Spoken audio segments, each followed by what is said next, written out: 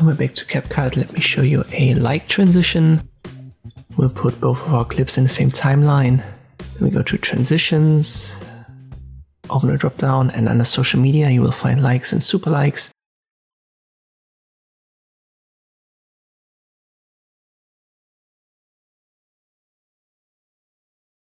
This gives you animated like icons. You can adjust the duration. Let me make this a little bit longer so that we can see that better.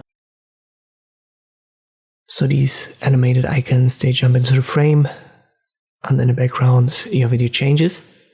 Such transitions I think work well for TikTok, shorts in general, so you don't want to go too high with the transition duration, as these social media, as these shorts are very quick.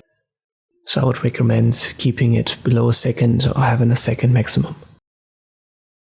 I hope this video was helpful. Thank you for watching, and I'll see you next time.